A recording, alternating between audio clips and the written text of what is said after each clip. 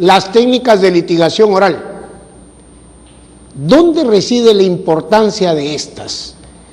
Para quienes estamos interesados en aplicar el Código Procesal Penal del 2004, hijo de la reforma procesal penal en el Perú, la importancia reside en que estas técnicas permiten que utilicemos el instrumento de la oralidad al servicio de la publicidad muy propia de las audiencias previas y de las audiencias del juzgamiento que se llevan adelante a lo largo del proceso común, vía procesal emblemática del código mencionado.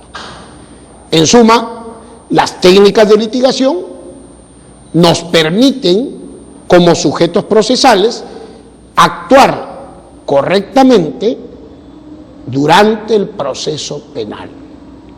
Estas técnicas de litigación no son, pues, entonces, resultado de una moda, promoción particular de especiales oradores, ni tampoco un remedio de los estilos de trabajo del mundo anglosajón.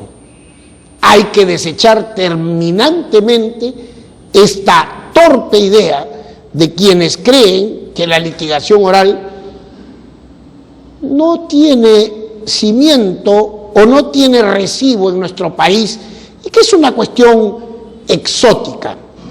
Y decimos que hay que rechazar esta idea totalmente equivocada, porque si revisamos con detenimiento nuestro código del 2004, veremos que hay normas muy claras que nos indican que debemos recurrir a las técnicas de litigación. Pongamos algunos ejemplos. La teoría del caso, o esa brújula que nos permite orientarnos a lo largo del proceso. Ese mapa o esa gran pauta de actuación, la teoría del caso. ¿Podríamos decir nosotros que la teoría del caso no viene a cuento si desde un principio se dice, por mencionar en el código, que el fiscal, para desarrollar sus actos de investigación, debe hacerlo estratégica y planificadamente? ¿Podríamos negar la importancia de la teoría del caso si nos percatamos que para el que el fiscal informe de su pretensión punitiva en la etapa intermedia a través de una acusación, tiene que contar con un caso configurado que le permita pedir al juez el paso al juzgamiento? ¿Podríamos imaginar un juicio al que ingrese el fiscal y el defensor sin una teoría del caso que contenga los extremos de su pretensión y que nos indique cuáles son los hechos que componen el relato, la norma jurídica de subsunción y los medios de prueba que se actuarán para acreditar ese planteamiento? Como ven, entonces, el propio código nos da la pauta en cuanto a la necesaria elaboración de la teoría del caso. Otro tanto ocurre con los alegatos de entrada.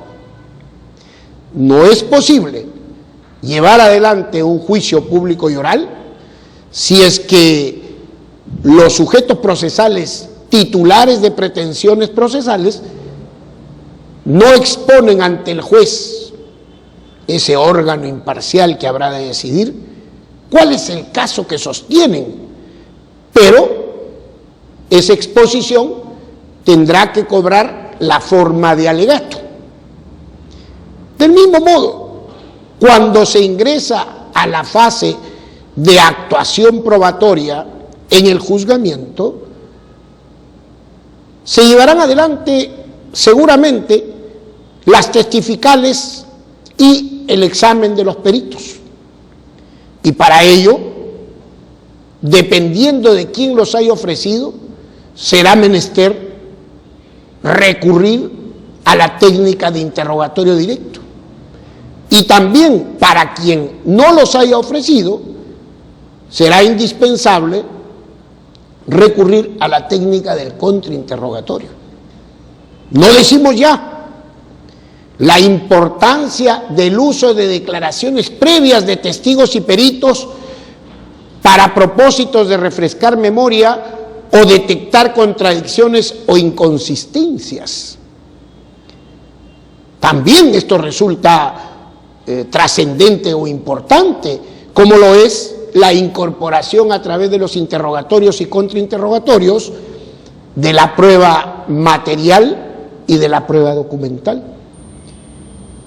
Casi al finalizar el juzgamiento, viene en nuestro auxilio otra técnica de litigación, denominada alegatos de cierre o de clausura. En el curso de ellos, el fiscal y la defensa deberán puntualizar, detenerse en el resultado que haya producido la actuación probatoria para vincular ese resultado con sus pretensiones y presentar ante el juez lo que consideran una deviación lógica. Esto es, sostener que la actuación probatoria ha confirmado las afirmaciones que hicieron al inicio del juzgamiento. Es pues época de cosecha, es época de resumen para los propósitos que uno y otro sujeto procesal se han planteado durante el juicio. Se podría pensar que las técnicas de litigación solo atañen al fiscal y a los abogados, pero debemos decir que también estas técnicas de litigación interesan al juez, al órgano jurisdiccional, porque a él le corresponde conducir las audiencias y a él también le corresponde decidir lo que toca en cada una de ellas. Y esa decisión bien se puede pronunciar oralmente. Y eso es lo más aconsejable que se haga, aunque claro está, de ello se deje también constancia escrita. El juez que interviene en una audiencia y que la dirige tendrá que cuidar la regularidad de la misma. Y, por ejemplo, durante los interrogatorios y contrainterrogatorios, hará valer las objeciones cuando vea que estos no son regulares. Y como decimos, o hemos dicho ya hace un momento, cuando el juez resuelva, podrá hacerlo oralmente, de una manera llana, clara y transparente, para que el público y también todos los sujetos procesales entiendan cuál es el sentido y el fundamento de la decisión. Por lo tanto, las técnicas de litigación son las herramientas que el nuevo código nos exige conocer y manejar prolijamente.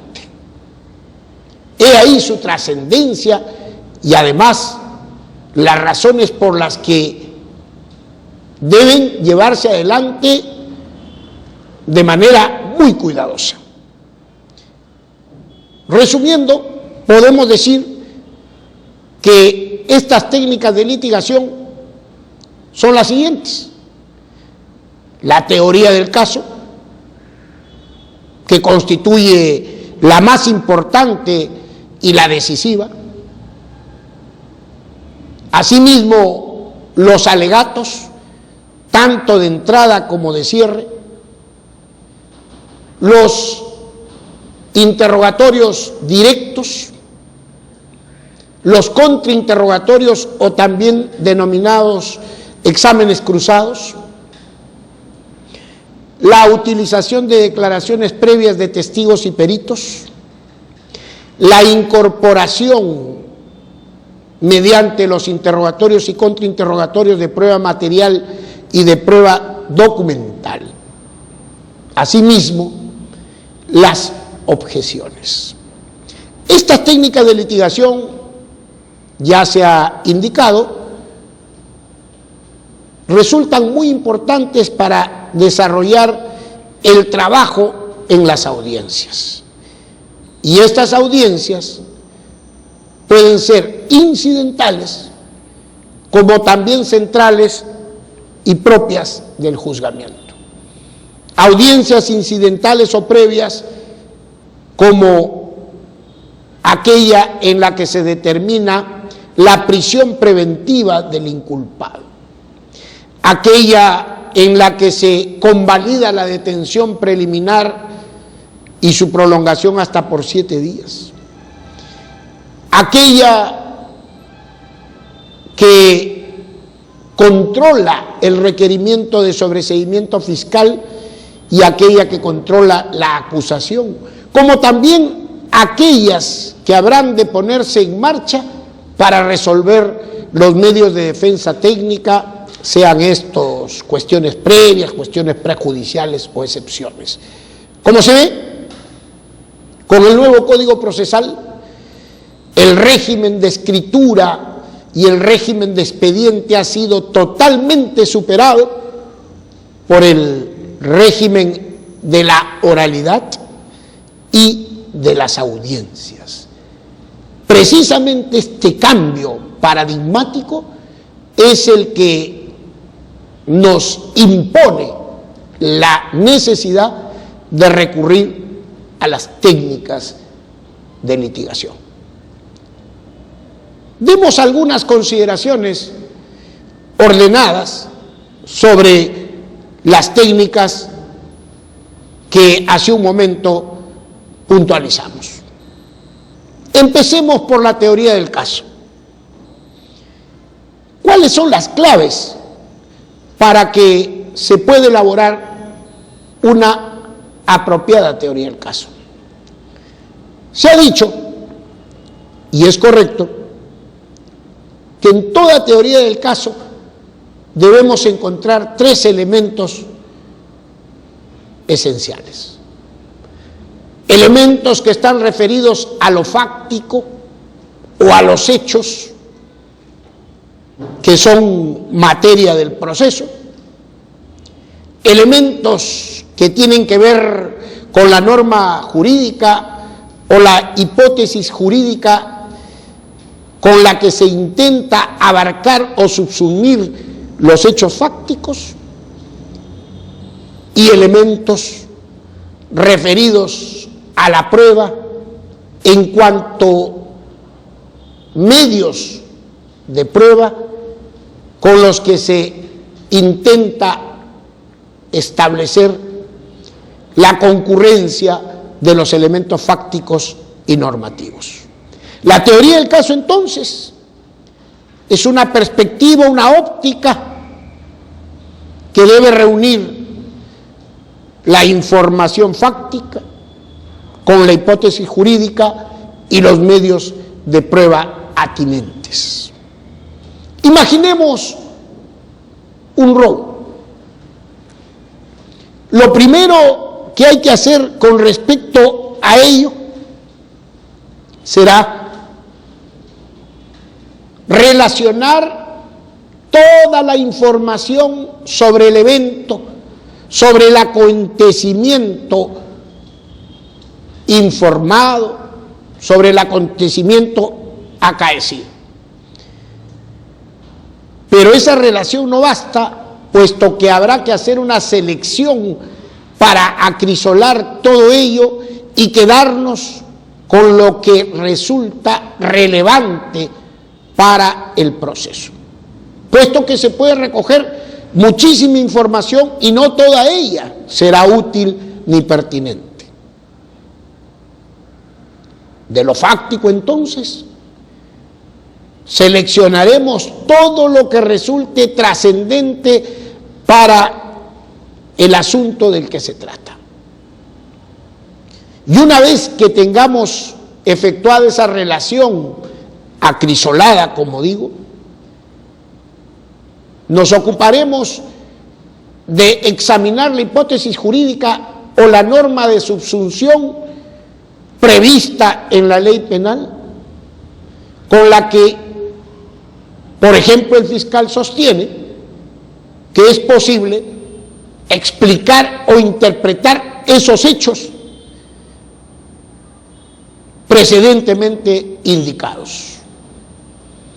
Para ello, así como se ha seleccionado la información fáctica, se tendrá que también precisar y puntualizar todos los elementos objetivos y subjetivos de la figura delictuosa que se invoca,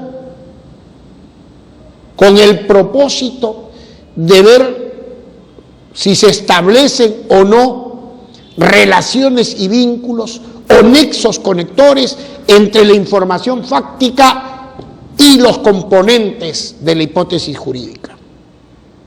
Si logramos establecer, digo una vez más, desde la perspectiva del fiscal, esos nexos, puentes o vínculos, entonces se podrá pasar ya a un tercer momento referido a la selección e indicación de los medios de prueba que permitirán establecer que lo fáctico es debidamente acogido por la hipótesis jurídica o la norma jurídica de subsunción. Ahí tenemos la teoría del caso.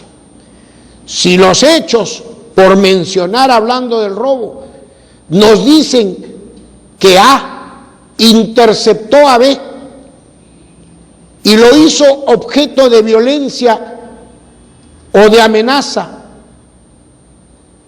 para su vida o salud, y que gracias a ello consiguió sustraer y apoderarse del patrimonio de B, tendremos datos fácticos relevantes para el propósito del proceso.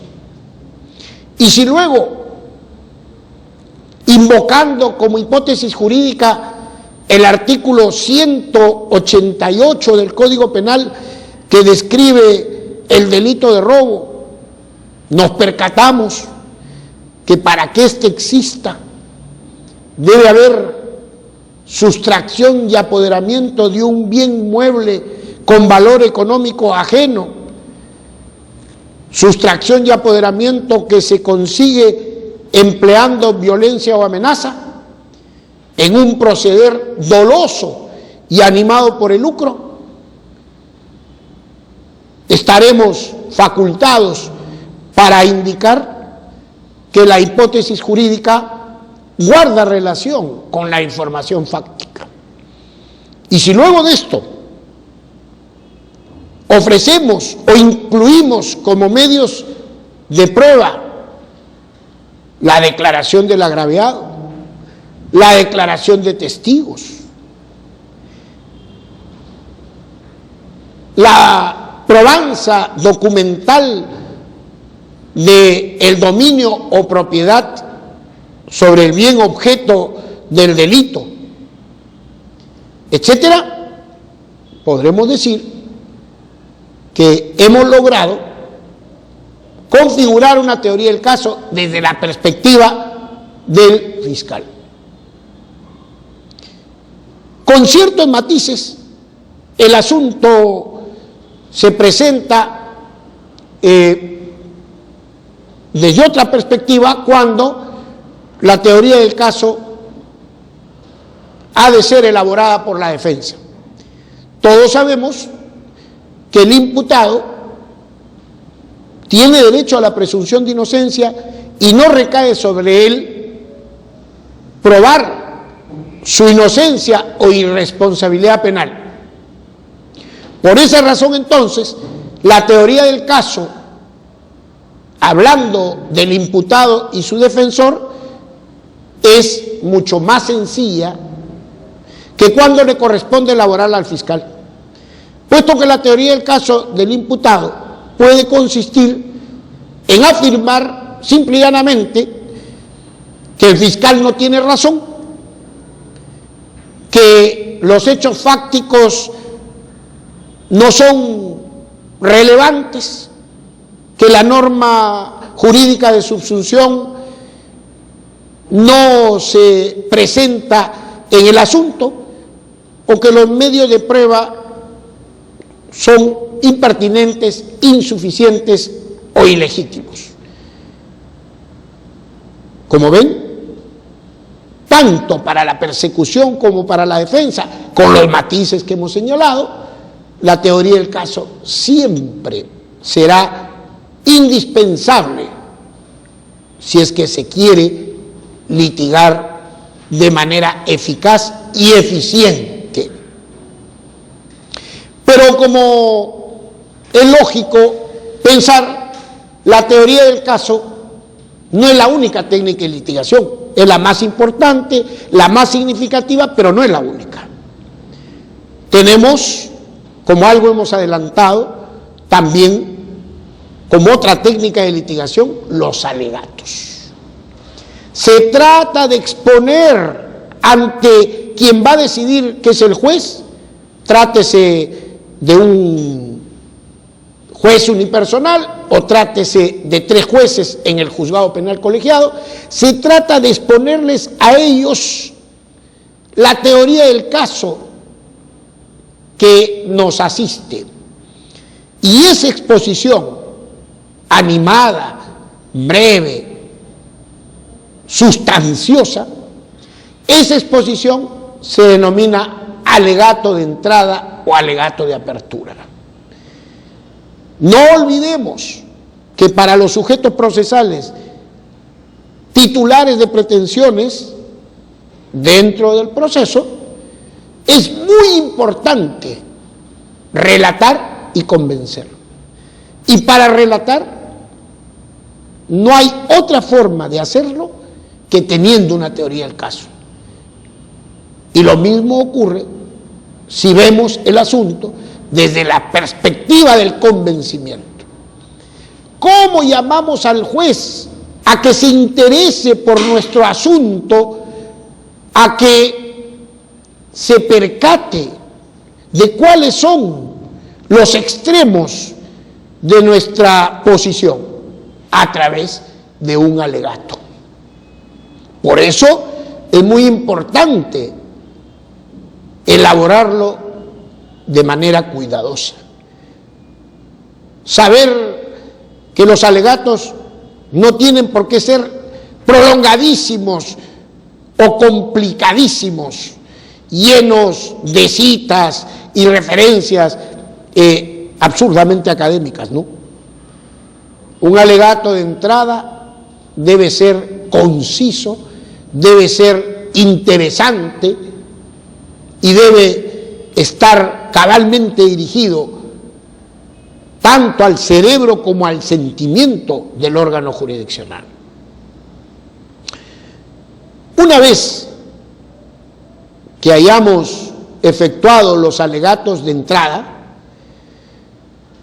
el juicio abrirá sus espacios para la actuación probatoria de todo aquello que se haya ofrecido y se haya admitido durante la etapa intermedia, de todo lo que configura lo que denominamos menú probatorio.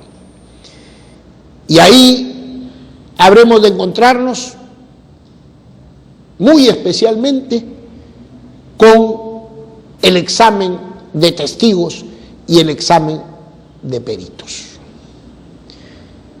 ¿Cómo hacemos que los peritos aporten información que le permita al juez ir formando su criterio, que luego se expresará en forma de fallo, de condena o absolución? ¿Cómo hacemos eso? dependerá de quién ha ofrecido al testigo o al perito para que, por esa razón,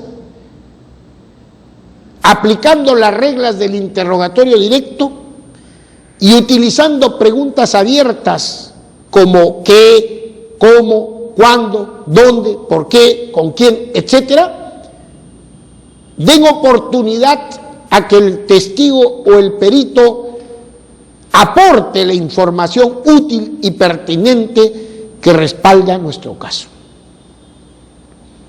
Pero como nuestro modelo es también de tendencia adversativa y de ahí que privilegia el contradictorio, no basta con que un testigo o perito sea interrogado de modo directo y con preguntas abiertas por quien lo ofreció, sino que será menester que luego de concluido este interrogatorio, la otra parte, quien no ha ofrecido al testigo o perito, lo contrainterrogue o lo contraexamine, ya no para conseguir mayor información del órgano de prueba, sino para desvirtuar su acreditación o para sacar a luz sus contradicciones o sus inconsistencias como una forma de evitar que ese testigo o perito afecte la teoría del caso de quien contrainterroga.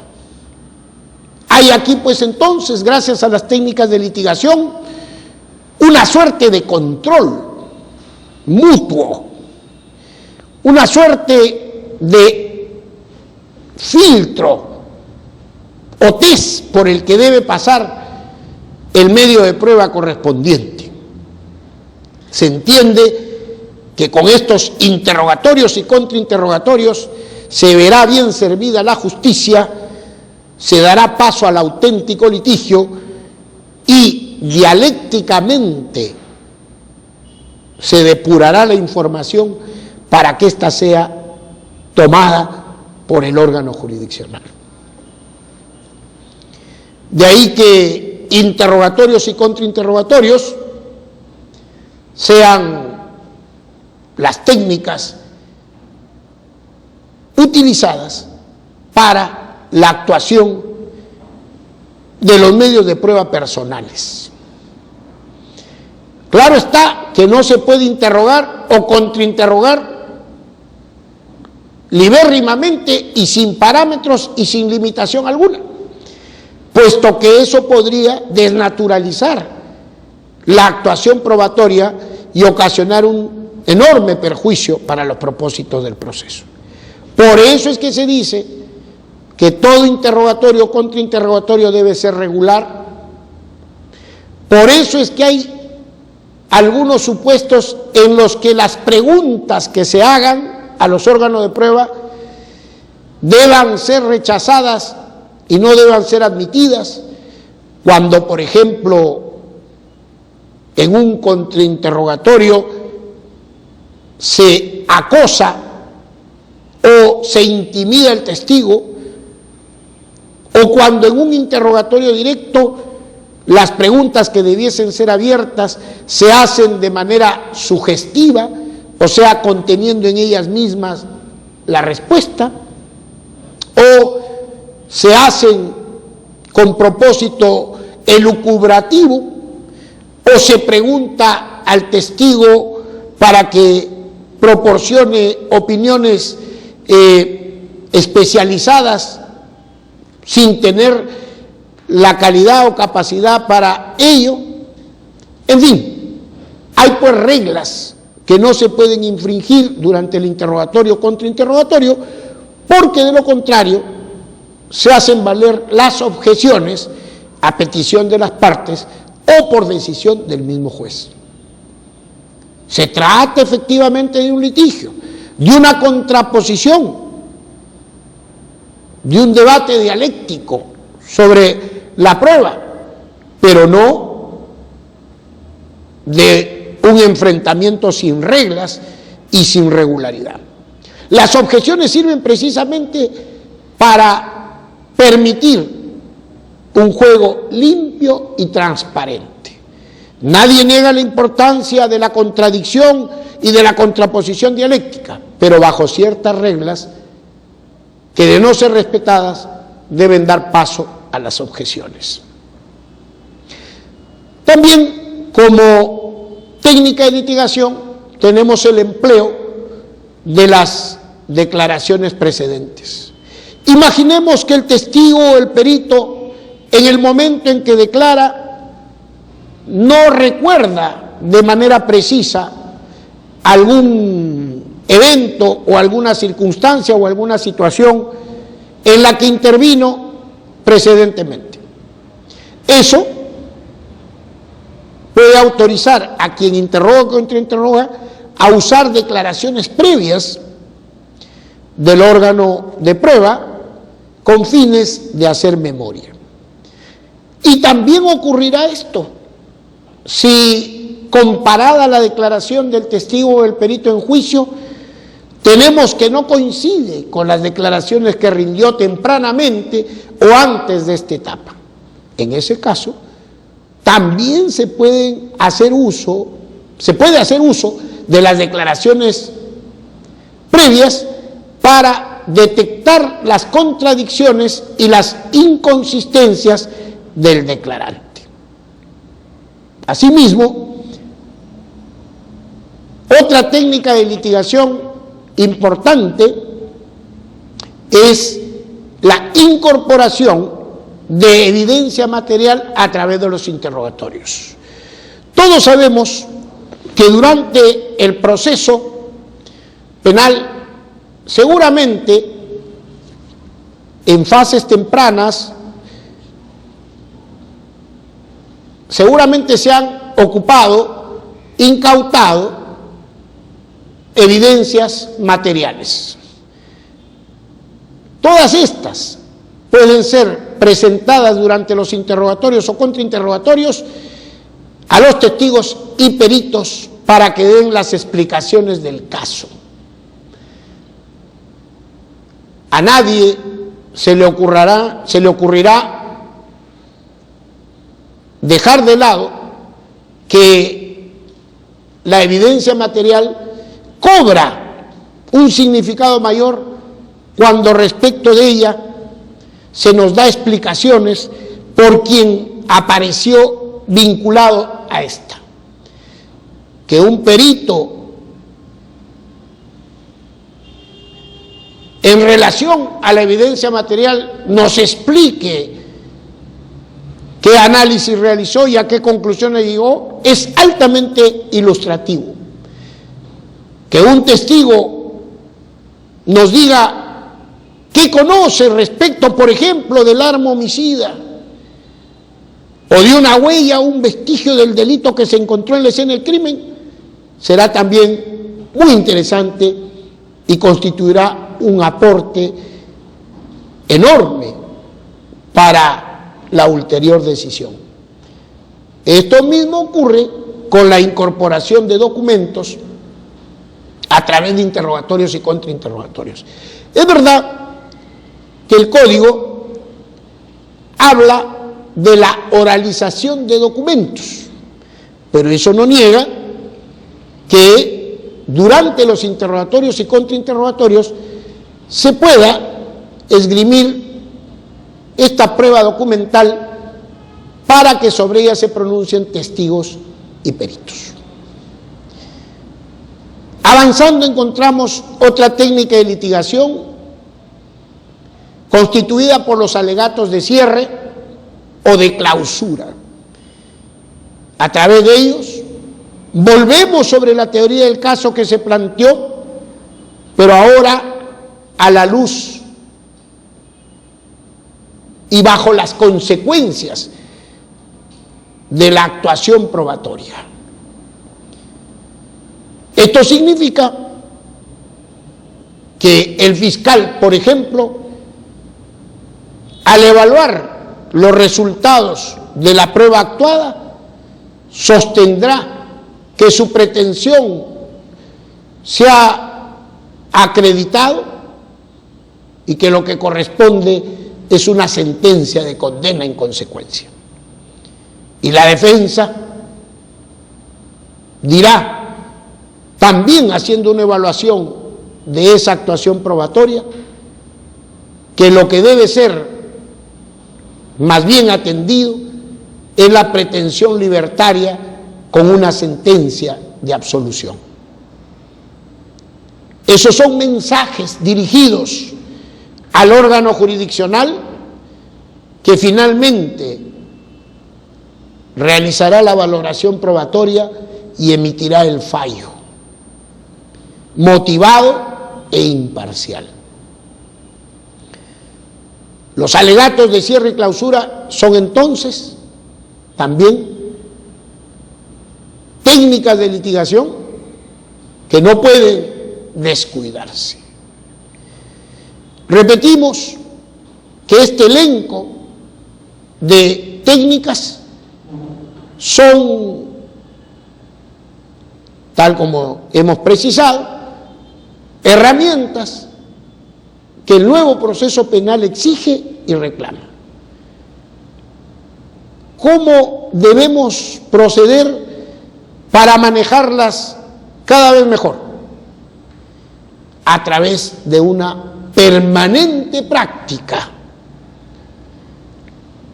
Debemos informarnos de ellas y conocer el tratamiento académico que se les ha dado, sin duda, pero mayores resultados obtendremos en la medida que con más frecuencia y acierto las practiquemos. Esa es la única manera en cómo vamos a servir apropiadamente el buen desarrollo de los procesos. Alguna vez sostuvimos que tal y como está configurado el proceso común en nuestro nuevo código, ya no es posible que ingresen al mismo sujetos procesales mudos o improvisados. Nadie que niegue la oralidad podrá cumplir algún papel en el nuevo proceso penal. Y nadie que no esté debidamente preparado podrá cumplir el rol que el nuevo proceso le asigna. El fiscal, en su persecución del delito compuesta por actos de investigación, por acusación cuando corresponde y probanza de la misma, el defensor encargado de resistir la incriminación y desvirtuarla, y el órgano jurisdiccional a quien se le ha asignado la elevada tarea de resolver el conflicto mediante un fallo imparcial, todos ellos requerirán entender que el régimen que regula el nuevo proceso es el régimen de audiencias y que en este régimen es la oralidad la clave. Las técnicas de litigación están al servicio de esto. Tienen por fundamento estas consideraciones. De nosotros depende manejarlas y aplicarlas con mayor eficacia y eficiencia en todos los ámbitos del proceso penal.